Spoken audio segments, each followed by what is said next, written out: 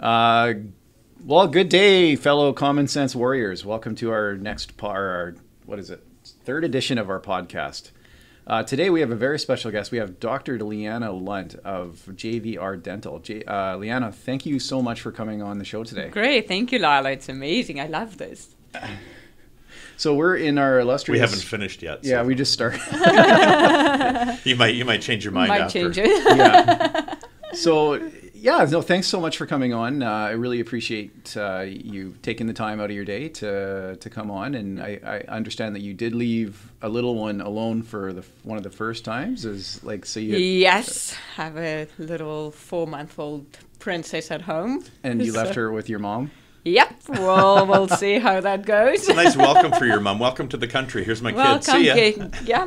Welcome. Get over jet lag. Yeah. There's a baby. And in case you don't know, Dr. Lundt has an accent, and we'd love to talk to you about your accent. You are originally from South Africa. Yes. Yes. Fantastic. Yes. So how in the heck did you end up becoming a dentist in Walnut Grove in Langley in the Fraser Valley, all the way from South Africa?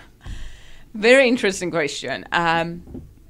As long as I can remember, I had a mom and dad that always were very supportive. And as long as I can remember, I wanted to be a dentist. I can't really say exactly why. I had braces for 6 years, and that's probably being at the dental office every month that made a difference. But I've always wanted to be a dentist. So I went to dental school in South Africa right out of high school. Met my husband in my second year. We got married right after graduation. And he always wanted to move to Canada for some reason. And actually, before we got married, I was like, well, I'm not moving to Canada, so if you want to get married, don't marry me. He promised me we weren't moving to Canada. Okay. So 2 years later, we came to Canada. Literally for our second wedding anniversary. Had an amazing trip. We started in Edmonton. It was minus 35 when we got off the plane. And I was like, see, that's why we're not moving to Canada. What is this? And the last week we were actually on the island. First week in January. And it didn't rain for the whole week. Oh, wow. Fooled me. That was that week. That was that 1 week. Yeah, like everyone can remember that one week. That was 1 week we didn't have rain. Yeah. So on the ferry back to Vancouver to fly back the next day, I was like, okay, here's my deal. We can move if we move to Vancouver. And I've never been to Vancouver. Yeah. But I was like, I'll move to Vancouver and we have to move that year. Wow. He got home, applied for a job. And he's an engineer. Okay. So I was like, what's the chances of an engineer working in Vancouver? Oh. He applied Pretty good. Applied for a job. Yeah. They flew him back end of March, and we moved here in August. Oh, wow. And then I was like, okay, what now? So we moved here. He could work, and I realized I had to requalify. Yeah. So I went through the whole requalification process. It took a year. By the time I was done, we're like, okay, where are we going? Moritz found a job in Langley, and I was like, well, then I'll just apply for something in Langley. Oh. We moved to Langley a month later, and has been here ever since, and 100% not going anywhere. I love Langley. Oh, That's good, because I'm not getting a new dentist. We're done. That's super cool. So you went through all of the immigration processes and everything all the way from South Africa to Canada. Yeah. How was that? How was the process to get to Canada? Interesting. Yeah. The process itself is just tons of paperwork. Yeah. I think the difference is, like, everything is different. It sounds crazy, but I feel like Langley is a lot like a city where we used to live in South Africa. But all the shops have different names. Okay. All the gas stations are different. So when you get here, I remember the first day when we opened up our bank account, I literally asked the guy that opened up my bank account, I'm like, so this is where we're going to live. Where do I buy groceries? Like, I mean, nothing is familiar. Right. You don't have. Yeah. Now you think about it, you're like, oh, how can you not know about Walmart and Superstore and everything? But it's not stores that we have in South Africa, so it was different. Another big adjustment for me was putting in my own gas. Literally for the first year and a bit, I made sure my car had enough gas in to take Moritz to the airport, go back downtown, do the things I had to do, picking him up from the airport, and then we had to stop at the gas station to fill up. Because I was so afraid I'm going to mess it up. You can just go to Port Coquitlam. They still have the laws that they have to fill it for you. Oh, see, I didn't know that. Oh, yeah, and you drive on the other side of the road. So I wasn't really a big thing of driving as well. We drive on the right side of the road. It's the right side. Yes. See? I don't know. I've driven all over the world, and I honestly, it doesn't matter which side of the road you drive on. People in this province can't drive. Can't drive. So, no doubt. Add rain to try the mix. Quebec. Well, I've driven there too. It's worse. That's scary. Yeah. So what part of South Africa are you from? Central. Grew up just outside of Johannesburg. Okay. And went to university 2 hours from my hometown. Okay. Wow. Which was really nice because I'm a daddy's girl. Yep. So no, it was good. I've always been close to home, and then moved to Canada. Like you can't get much further away than Canada from, especially Vancouver. Like no, literally not. I think that's about the furthest place away from where you were. Yep. Wow. Yep. And so so you're just outside of Johannesburg in a smaller town then, or yes? Okay. Yeah. Which town was it? Vochwil. Oh, okay. So it's never been there. Don't know. It's a tiny mine town. Okay. But amazing. Yeah. It's on my bucket list to go to South Africa, and you'll love it. I have lots and lots of things I'd like to do there. I'd like to go safari. I'd like to go to Cape Town, see Table Mountain, Cape Town is so much the culture, the people, everything so much like Vancouver. And it's amazing. And you're coming from, obviously there is I don't know, in North America we have one idea of what South Africa is like based on the 80s and what happened in the 80s and Mandela and all that stuff. Right.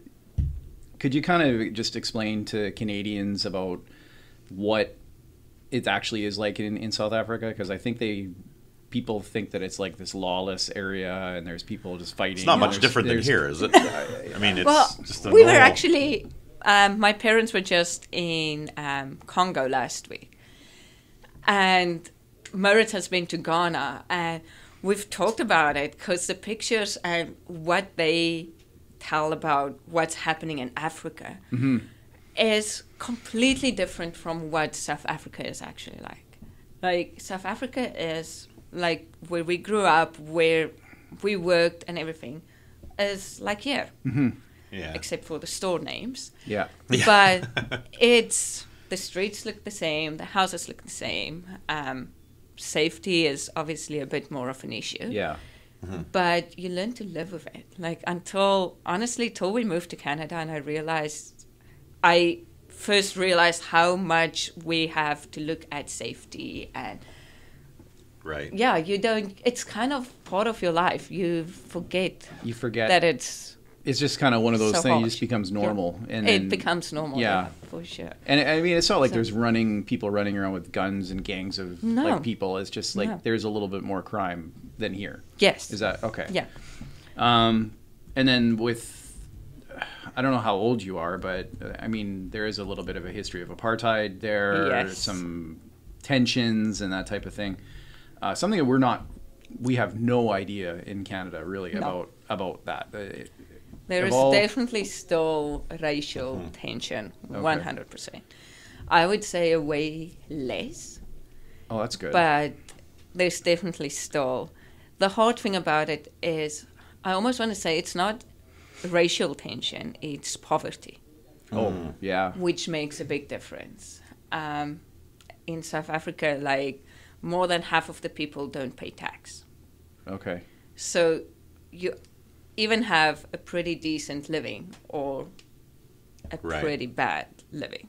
Wow. And I think most of the crimes and everything happens from poverty. Oh, yeah. And not That's pretty standard around the world. Around the world. And that's it. I mean, there's areas that you avoid. There's areas in Surrey that we avoid. Absolutely. Yeah. Not banging Surrey, but no. It's just a fact. But No, it's it like, is what it is, yeah. if you don't go to those areas, Yeah. you're pretty safe. Okay. We just had patients that went over to South Africa for 3 weeks. And Oh, wow. I was like, well, this is where you go, this is where you don't go. And they had an amazing trip. She's like, I didn't feel threatened once. Like, it was amazing. It's like any other place. Yeah. I remember when I was young, we went to, I've been to Europe quite a few times because my parents are from there. And we stopped over in England, and this must have been in the early 70s, late 60s. And the one thing that will always stick in my mind is the military with submachine guns walking around the airport, and not one or two. We're talking like dozens and dozens of them in every corner, and that literally stuck with me. I thought that's what England was like.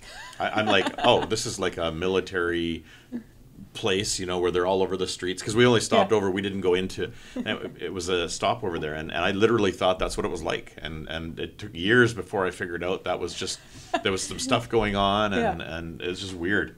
You won't see that in South Africa. Right. We don't have tanks. You see that in Canada. You see that in half Canada? the time. I was in Edmonton, and one of the RCMP officers was carrying a C4. Wow. Which is like this is the M4. It's like an M16 kind of thing. So I'm like, and in Canada we would name everything with a C instead of an M. That's our exactly. Canadian identity. Canadian so it's the thing. same gun as that the Americans shoot. So the M is for Marca? Yeah. Yeah, and the other thing in South Africa is, now that we talk about it, we don't ride on elephants. We don't have lions walking in our streets. I should hope not. If you go on a safari, you go to the safari. Yeah. I was going to call an elephant cab, and now I can't. And I think, well, South Africa is a huge country. Like, it is a massive country. It's not like it's a small area where there's like, you know, you going to Europe or a European country. South Africa is like huge. Yeah. It's probably, I don't know how big it is exactly, but it's probably the size of British Columbia. Yeah.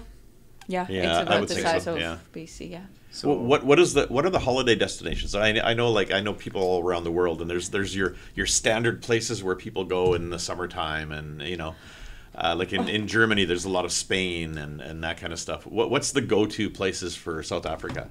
South Africa. Oh, really? I think it's just such an amazing country with so much diversity that you can literally go to an amazing beach and love it, and the ocean is really warm and you can swim in it. Right. And then you can go to Cape Town with all the wineries, and I mean, Cape Town in itself is a vacation. Right. But then you can do safaris, which is completely different area. We have amazing mountains and hikes, and it's just, I think there's so much in South Africa. Yeah.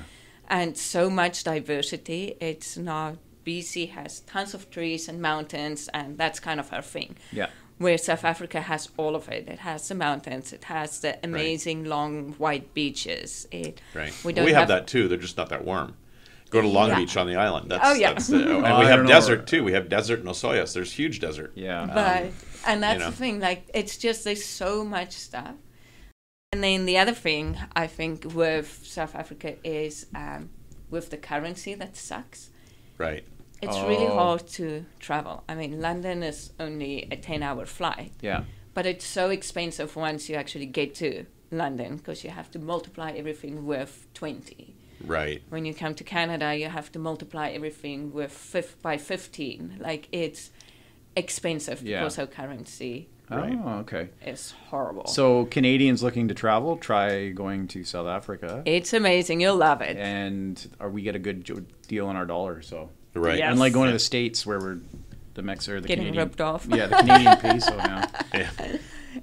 So you moved to Canada and you had to recertify to become a dentist in Canada. Yes. What was that like? And was it just common sense, or was it like, this is absolutely ridiculous, or what was, how would you explain the process and the differences? Going through the process, there was tons of tears. Yeah. Studying after you've already done this is different. I thought it was really ridiculous, but doing it, for sure you need it. Right. unfortunately, I think we're lucky in South Africa. We have really good medical degrees. But not everywhere in the world it is that way. Right. So it's definitely a good quality program to go through, 100%. And I would, with all the tears and everything that went with it, I would say 100% we need it. Okay. Like, you can't just get anyone to work on you as a person that didn't go through it or isn't properly qualified, for sure. And is it different for different countries that come to Canada? Like, if you have your degree in the States, when you come to Canada to become a dentist, you have to recertify? Yes. Or okay. And then Yes. like different countries would have different standards then, so... For Canada, I think it's literally Ireland that can work here. Ireland. Yeah. Oh. The rest all has to requalify. That seems odd. Just Ireland? I know. Hey, Ireland's it's a weird one. pretty good. That's interesting. Yeah. Who knows, right? But you know what? I think as well, it's keeping the profession and qualifications really elite. Yeah. Which is a good thing. Like, it's, if you go through the process, you can do it. Right. The other thing is, I think it costs so much to get people in Canada and everything. So it's almost a way to make money as well. Oh, yeah. Well, it's cash you grab. have- Everything you in the have- there's every- no you have- almost you have about to it. pay. It's yeah. You have Yeah. to pay every time you do an exam. Yeah. If you don't make the exam, you have to repay for the exam. And it's a big money thing as well. I'm Well, pretty they do sure. that. They do that in my profession as well. Because if you write the exam, everybody has to write the exam, and it's not an easy exam. No. And if you don't pass, then, and in my world, they don't even tell you what your mark was, so you don't even know how close you were to. Oh no. So it's like, oh, good. No, I have to redo it. I have to redo it again. I didn't fail, so I was lucky. But that's my cheapness coming out. Like, if I'm going to pay $400 for an exam, I'm going to pass that bloody exam. But I'm not paying $400 again. That was 100% our thing as well. Yeah. Like, we literally didn't have money for me to fail. Yeah. Right. Our plan, well, when we moved here originally, our plan was to do it for 2 years. Yeah. 2 years, and then what were you going to do after the 2 years? Go back to South Africa. Oh, wow. I think my mom's still praying for it. I love you, Mom. But yeah, the plan was to just do an adventure for 2 years and see what a different country is all about. But it's literally, if I didn't make the exams, we were moving back. Yeah. No, like, we didn't have money to keep redoing the exams. Absolutely. Yeah. I was lucky to make the exams, and I studied hard. Yeah. But I was one of the few lucky ones that could do it in a year and get requalified, which was amazing. So you came out of school, you're requalified, recertified for becoming a dentist. Now you're a Canadian dentist. Did you go get a job somewhere? Did you open up your own business? Walk us through that. I started as an associate at an office. Okay. I was afraid a lot of the things are going to be completely different. Mhm. And it wasn't. Wow. Teeth are still teeth. Yeah. Technology is still technology. In South Africa, we work with insurance companies as well. So you have, like, a lot of the things where I was like, oh, this might be different, this might be different. Like, it was the same way of billing. It was the same procedures. It was this same teeth, the same insurances, struggling with insurances, getting people to realize how important teeth are.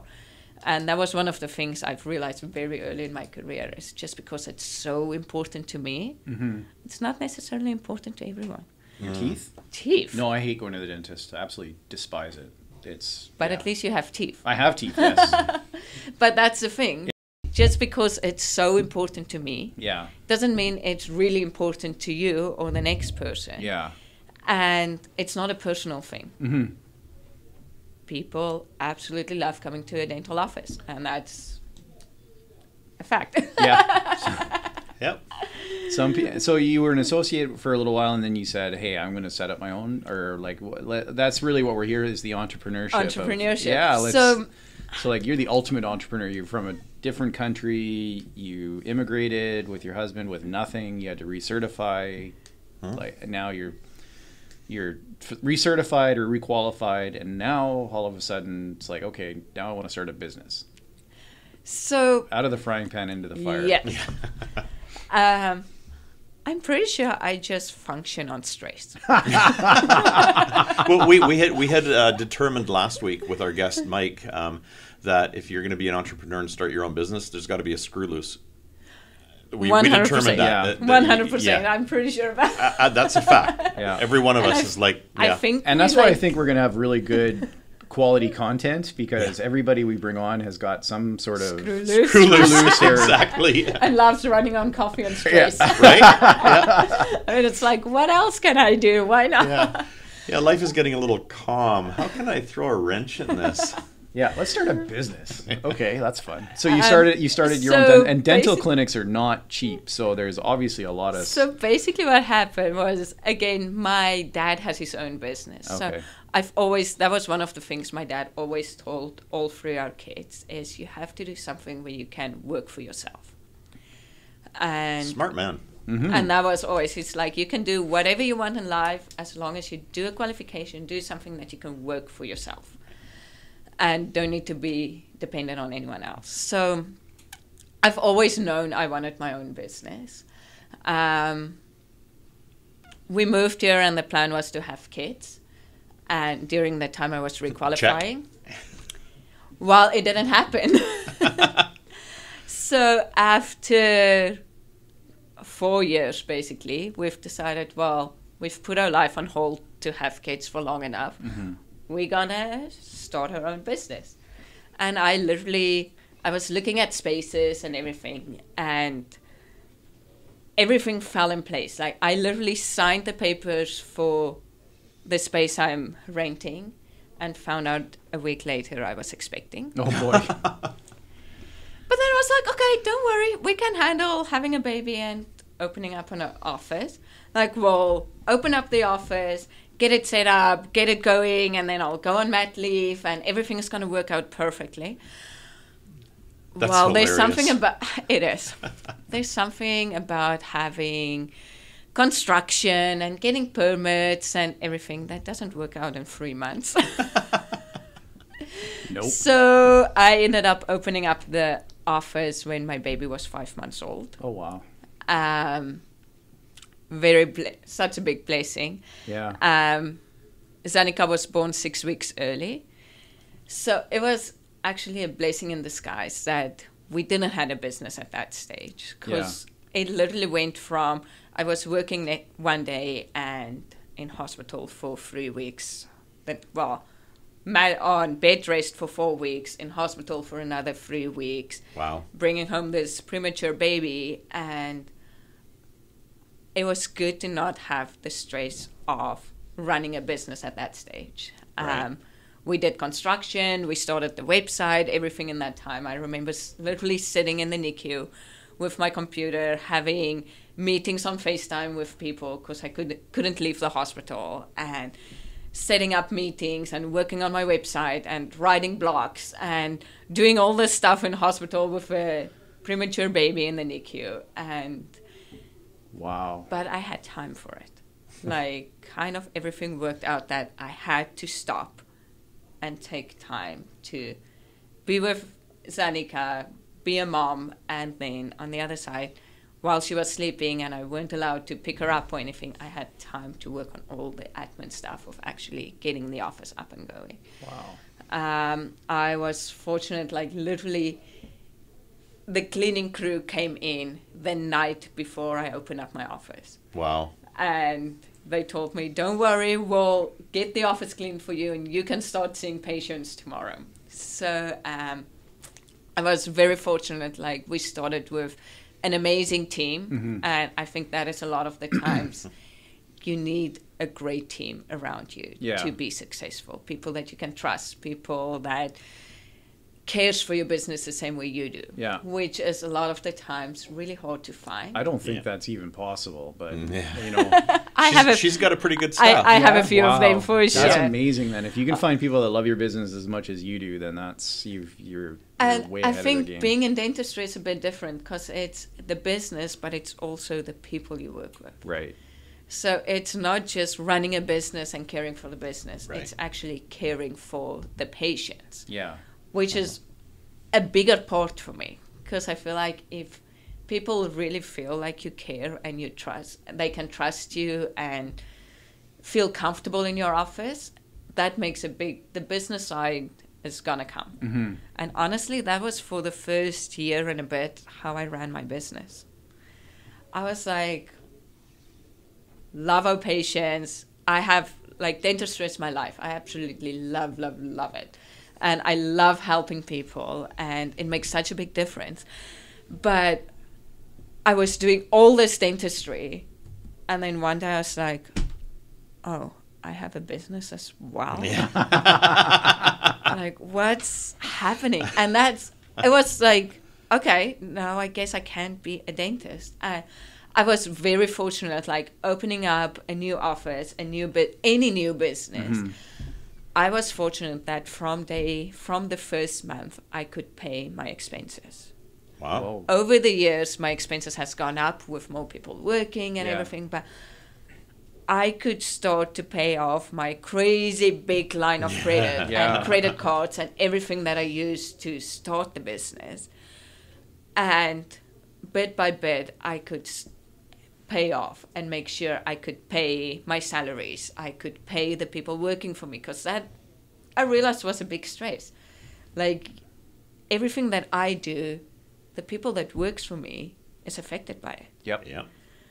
Like, all of a sudden, I was responsible to putting food on 4 other girls' tables. Yep. And I was like, okay, that's a big responsibility. Mm-hmm.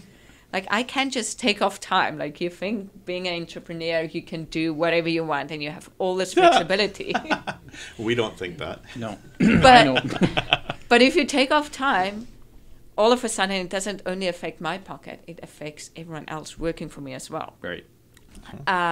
So that was a big realization. And probably about a year and a bit into my business, I was like, okay, I probably should start looking into the business as well.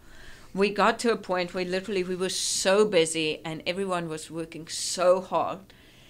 I remember it was right before the week we closed for the summer, where we made amazing production goals and everything went crazy, and I got home that evening and I just sat down and I was like, I need a glass of wine, and I cried and I was like, I can't work like this. Like, it's crazy. Like, we're so blessed and it's going so amazingly in the business. Mm-hmm. But for myself, I'm going to burn out. I was like, how can you have a business and there's so many parts that you have to do? And I think the hard thing as being a small business is you try to do everything because you want to keep all the money and not increase your expenses. And that's not not out of greed. That's out of necessity. It's because there's other bills I have to pay with that money. Yes. And that's what people don't realize, I think, when you start your own business, is that it's not just you set it up and then you start making money. Yeah. It's like you set it up and then you start making some money, but your bills are still coming in. And the more money you make, the bigger the bills are. The bigger the bills are, Yeah. and you're not necessarily taking the money. No. Yeah. Oh, And wait, that- you mean that we're was supposed to get paid? No. That's what I'm doing wrong. Well, you're a financial planner. Apparently, my financial planner is telling me, well, your retirement is in the practice. Don't worry about it. We'll talk. But that's the thing. Yeah. Like, you spend all this time and all this money to pay all your bills and make sure everyone that works for you get paid. Mm-hmm. But you try to almost, I don't want to say cut corners, but you try to do as much as possible in-house. Right. Do as much as possible for yourself. And honestly, I'm trained as a dentist. I love being a dentist. Yeah. That is my life. But having a business, like, there's a financial side. There is actually running the people and Managing the business. managing Yeah. people, Yeah. managing patients. Like, there's so managing AR. Oh, Who knew that existed? for AR, for everybody who's not a business owner, is accounts receivable. Yep. As if you're a business owner, you know what your AR is to the Yep. penny. And yeah, it's always the big bone of contention. if for, you're a dentist, you might not know you have to check. But that's very typical. I though. have an amazing business degree at this stage. Yeah. That's very typical School of of hard entrepreneurs. knocks. Yeah. Is they are great at their job.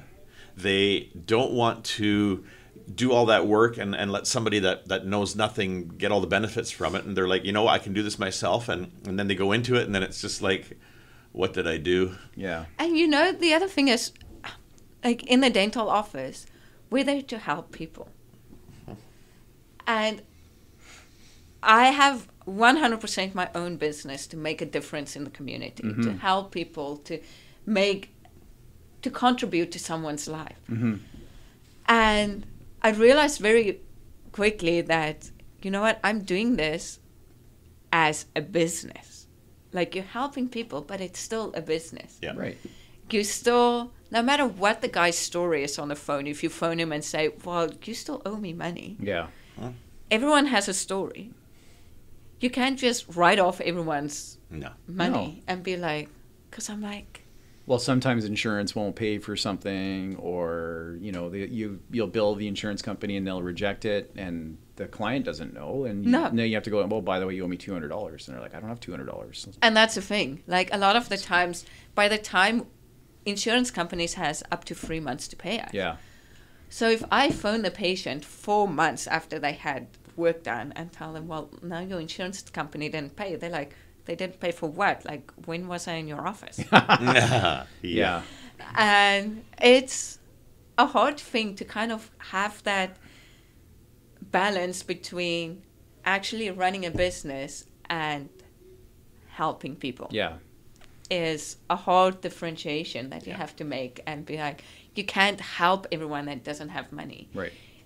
You can't write off everything. You can't just say, oh, don't worry about that. Like, a lot of the times you do, because we're human and we have compassion for people, but you can't do it for every single person. Right. Like, somewhere you have to realize, well, this is a business, and if I don't charge people for what I'm doing, I can't pay my staff.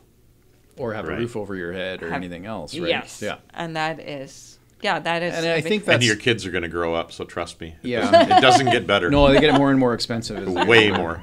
I don't think anybody has any idea how expensive kids are now. No. It's crazy. Except unless you're in the thick of it. Oh, we were talking about it, and for I've got kids and grandkids. I know. I don't think they're going to play hockey because it's way too early mornings, and I'm not a morning person. And other people are like, because I can't afford it. You're like, no, Well, you're it's from that South. time thing. I'm not sure about soccer because it's in the rain. Soccer, I'm a soccer dad, so yeah, we're in the rain a lot. My son And it's got into cold, karate. too. That worked. Yeah, karate, judo. I think Zanika's gonna get into reading books. Oh, there- There you go. Very balanced life. That's good. Well, you touched on a really important thing, I think, is that there is the person factor when you have a business, and your staff, your employees, your contractors, your patients, your clients, everybody who relies on your business for the economy and for like just your local. I don't think people realize that the impact of a small business on the local economy, and the fact that anything that people are paying in for the dentist goes to pay not only for you, but also pays off the debt for the machines, because for last I checked, I'm thinking x-ray machines are pretty expensive. Yeah. They're not exactly like you can go on eBay and pull up an x-ray. Like, you might be able to go on Amazon because they have everything, but from A to Z, and X is still in there. So who knows? But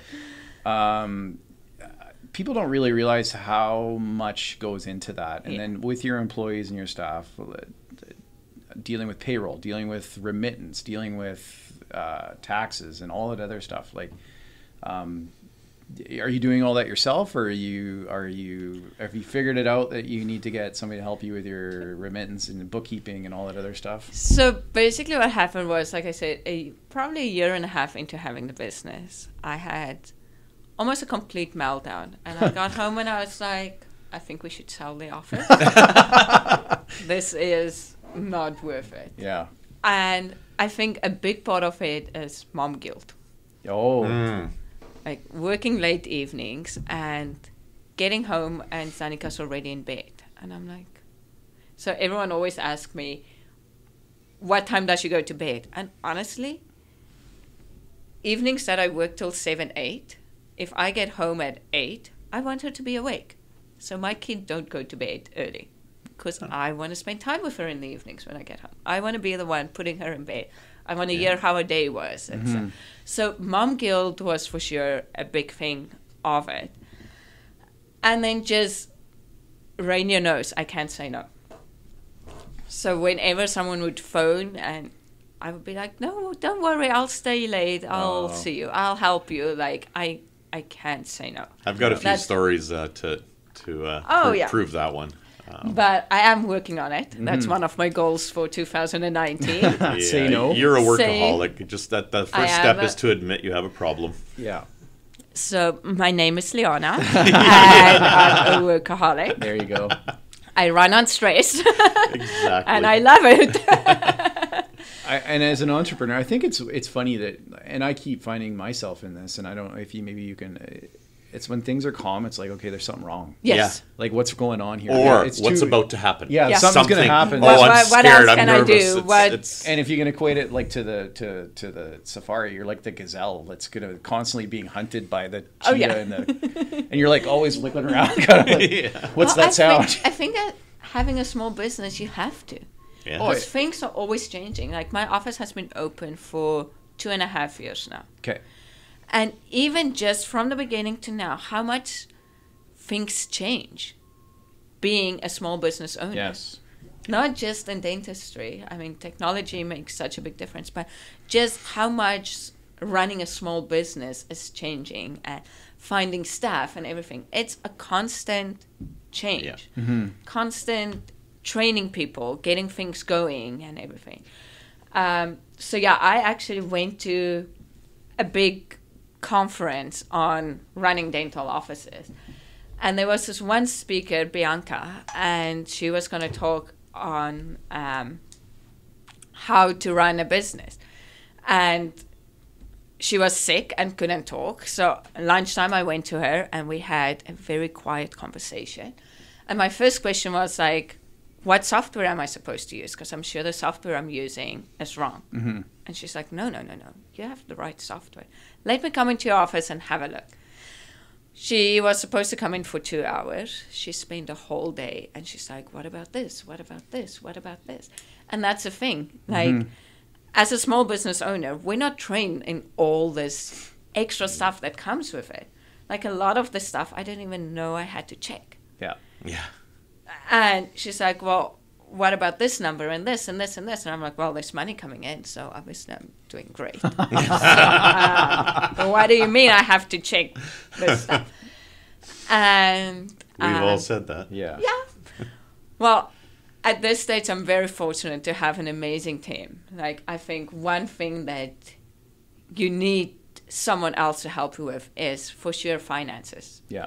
You need a good bookkeeper. You need a good accountant. You need a good financial planner that actually tells you what to do with your money and where to take it. Because I don't know. I was like, I have someone asked me the other day, how do you make decisions in the office? Like, how do you know what to buy and when to buy it? And I'm like, well, I see something at a dental conference. I'm like, oh, I love it. Do I have money? Yes, I do. Let's buy it. Oh, okay. And that's I'm like twitching a little bit right now. It's like that's a financial plan. Yeah. Yeah. But see, that's the thing. Like, we don't know how to run a business. You learn very quickly. You do. But there is amazing people around you, and I think that is, if I knew in the beginning, if I had the amazing team around me that I have now, in the beginning, if I knew I needed them, that's the thing. Right. Like, Bianca, I remember we were sitting in Sharon's office, my bookkeeper, and Bianca asked me a question. She's like, who's looking after this? And I was like, no one. I need someone to look after that for me. And I remember Bianca was like, you know what? I'm just going to take a minute and just look outside and see how amazing the sun is. Yeah. And then we'll come back and see what we're going to do about this. Yeah. And, I mean, that was 1.5 years into having my business. Yeah. So it is, for sure, I think a big thing is you need someone, you need an amazing team around you that you can trust. A a big thing that helped me a lot was definitely being part of TRBN.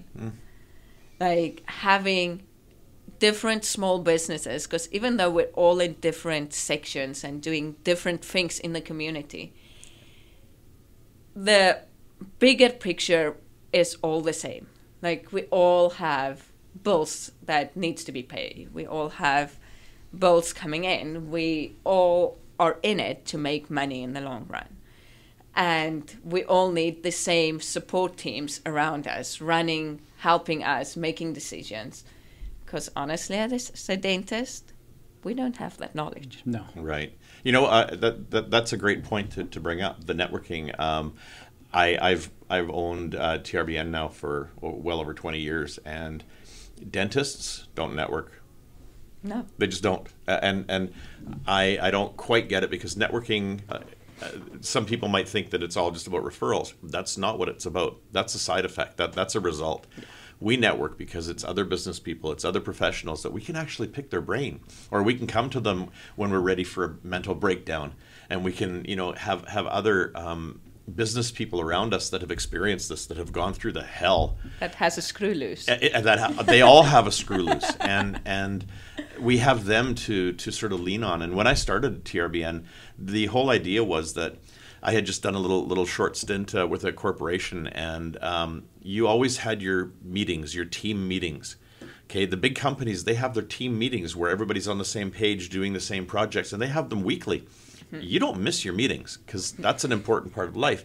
And that's really what networking is. It's a team. And I'm not just talking about our network. I'm talking about any network. It's about having a team of people you can rely on, you can swap ideas with. That's the beauty of it. And I'm really surprised, and I love the fact that you're part of our network, and just seeing the stuff that you go through. And I mean, I guarantee you, I know that you're a workaholic. And I just recently, just after Leana had her baby, I broke a tooth. And I'm sorry, but I don't like other dentists, so I don't go to them. And I wasn't rushing. I just said, well, you know, when you're back, just let me know, because I'm not going into the other dentist. I'm waiting for you. And she came in on her Monday, on her day off, with a little one. Oh, cool. Little one. And I got to tell you, my kids weren't like that. Leana brings her baby to the networking meetings and to the office, and she's just hanging out. She's quiet. She's hanging out. She's learning to be an entrepreneur at She a is. very early age. Exactly. And it's just awesome. Like she just, in her office working on my tooth, baby's there. In the networking meetings, baby's there. And you just never hear her, although the Fort Langley group, they do play past the baby a lot. They love her. Yeah, that kind of goes on. I think that was a big thing when I started my business as well, is even though as being a dentist, I don't have tons of flexibility. I mean, I have to be in the office. I have to see patients. It's my office. And if my kids are in the office, that's life. So be it, yeah. Like, I had so many days where, because all my family is still back in South Africa, we don't have extra help. So if the daycare phones and I have to pick up Zanika, she comes to the office. Yep. And sometimes you'll walk into my office and you'll climb over toys and toothbrushes and sticky hands, and that's life. Yeah. Like, we 100% have such a relaxed, family-orientated office that patients bring their kids with to their appointments. And honestly, I don't care, because my kids are there. Yeah. That's one of the beauties of your office. You have such an amazing office, and your staff is amazing, but just the way the whole office runs, it is really incredible, and it feels homey. Like, it feels like you're just going into another room in your house. Like, it's just very cool. And I absolutely love that about you. That is, I mean, we have, Rainier knows our office is right by Langley Gardens. We have some of our patients that comes weekly for coffee. They don't have a dental appointment. They just love coming and hanging out and talking to my receptionists, who are amazing. That's awesome. My one receptionist used to be a nanny as well, so she's really amazing with the kids. Oh, that's fantastic. And that's, so I feel comfortable bringing my kids to the office. Yeah. Was she your nanny? No. No. But yeah, it's amazing. Like, you can keep the kids entertained. And that is, if you're a patient that doesn't love to hear a baby crying in the back, which I know is not very calming and relaxing, but sometimes that happens. And sometimes the adults are crying. It's sometimes okay. the adults are crying in my office. Now, I do want to just qualify this with something. Now, you have 2 girls. Yes. See, now, if you had a boy and all those drills and tools in there, you may have a bit of a problem because he'd want to play. Well, Jane was saying the other day, she knows exactly when Zanika was in the office because Zanika loves the suction for some reason. So she would literally just walk and turn on everyone's suctions. And she loves putting it in her mouth, and it just goes like... And Jane's like, she knows exactly when we were in the office on the weekend, she knows when Zanika came with me, because... That's perfect. They have to clean all the suctions, because Zanika probably played with it. I love 100%. I love it. So we got one. I have one more question for you, and then we're gonna surprise you with something here real quick. But what's the future hold for you, your family, your dental clinic? Like, where's the future hold? Not disclosing any big plans, but where do you see yourself in 5-10 years? Oh, that's an amazing question. So we are actually working on quite a few things in the office. My big goal for the office would be to have a bigger office. Honestly, every single person that I see in Langley, I'm like, so why aren't they my patient? And there's so much opportunity. Like, you can reach so much more people and make a difference in so many more lives. I love dentistry for the heart of it, helping people, getting to know people. And I think that's why I love, a lot of people don't love to live in the area where they work as well. Yeah. But I love going to Walmart and Costco and seeing patients. Like Moritz knows, we go into Costco and he does the shopping and I just float around and chat with people. And that sounds like my life. Yep, pretty much. That's my life. And that's what I love about living and working in Langley and actually being here to make a difference. So my goal would be 5-year, 10-year plan for Sherwood to be in a bigger space, have more chairs, more staff, more hours. Currently, my office is only open 4 days a week. Okay. But it is that I can spend time with my kids as well. So you're the only dentist in your clinic? I have one covering mat leave for me at this stage, but normally it's just me. Just you. I would love to get an associate in. To stay, just to give me a little bit more flexibility. Being from South Africa, if we go home, it's for 3 weeks. You got to shut it down for and then so it would be nice to not get a temp in every time, to have someone that patients are familiar with. I want to grow the office, but I still want to keep our values and what is important to me. The small office feel. The small office feel. Having it a family-orientated office. Having people feel comfortable and relaxed. Like I never want it to be like, you're just a number and we have to go. Like, I think if you get to that point, that's where you reach burnout and you start to hate your job. And dentistry is not a job for me, it's my life. Right. So I love it when people come in for coffee, and I would love it to have time to have coffee with them. But there's usually someone in my office that has time to have coffee with you. And you might not get me, but you might get any of the other girls who are amazing. And so that's the thing. I think definitely growing. We're looking at transitioning Moritz into the office as well, to start running the office, that I can do the dental part in it. And that's probably going to happen later this year. Excellent. Cool. So yeah, definitely growing, expanding, getting everyone in Langley to be our patients. There you go. So if you are in Langley and you're seeing another dentist, stop it. Go see JVR Dental. There you go. Shameless plug.